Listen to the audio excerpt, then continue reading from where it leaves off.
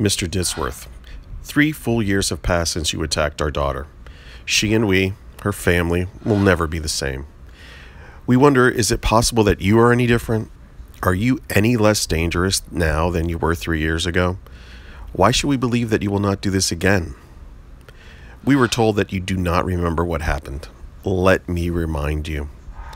Lizzie went with you to Jamba Juice at your invitation. It was an act of kindness and pre-graduation camaraderie on her part. But we believe you had a plan all along. On the drive back to school, you would not take her back to Harvard Westlake. Instead, you drove her to the end of a cul-de-sac near the school. We believe this was a place and an act that you had planned.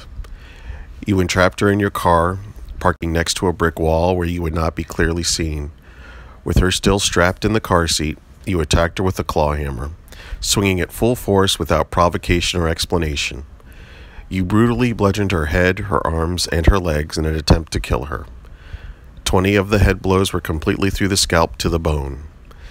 In all, we counted at least 40 visible blows. There were most likely many more. She did not lose consciousness, even though you knew from your father that the blows to the temporal lobe could be fatal.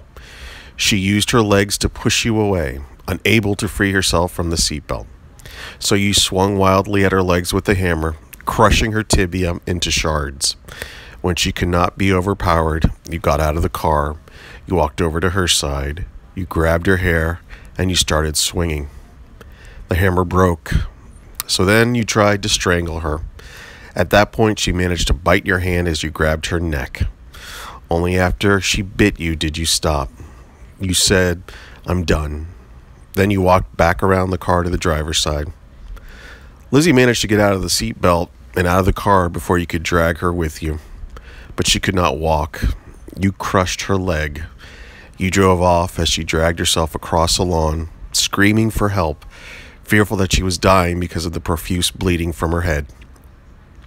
Thankfully, Lizzie is alive, and thankfully, she has been determined to reclaim as much of her life as she can. But she is only alive because she refused to stop fighting you, despite your crushing blows to her head, face, arms, and legs, and despite your efforts to strangle her. That day, she not only saved her life, she saved yours as well. It could easily have turned out otherwise. She was one hammer blow away from being in a permanent coma. She was one hammer blow away from dying at your hands from your vicious attack. And you were one blow away from a life and perhaps death in prison. Lizzie is in constant pain every day from the injuries that you inflicted. Her shattered leg has a rod in it from her knee to her ankle. This will remain in place for the rest of her life because of your incomprehensible act. She walks with a limp. Her leg is permanently swollen and scarred. She cannot run. She cannot jog. She cannot hike. She has nightmares frequently, reliving your attack. She is nervous when getting into someone else's car.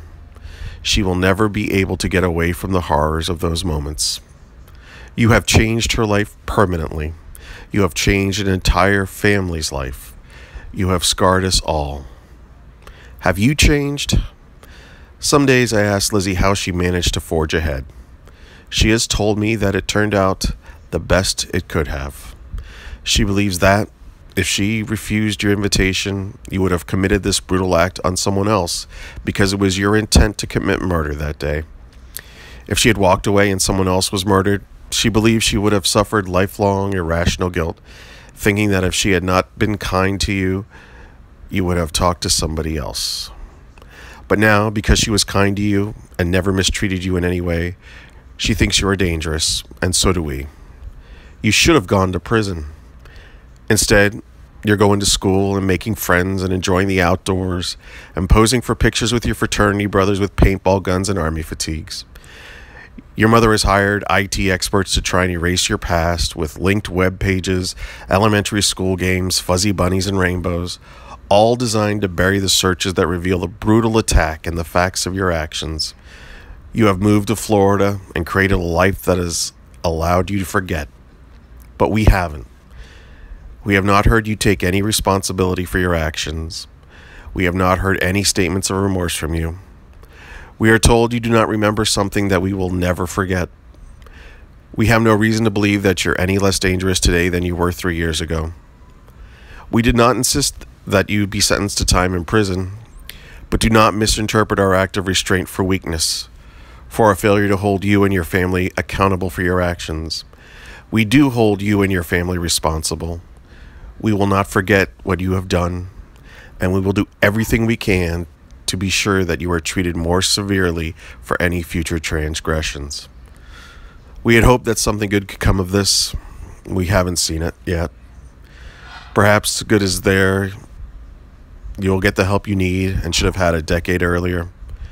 We hope you never do this again, but if you do, we'll be there to guarantee that you suffer fully the consequences of your actions.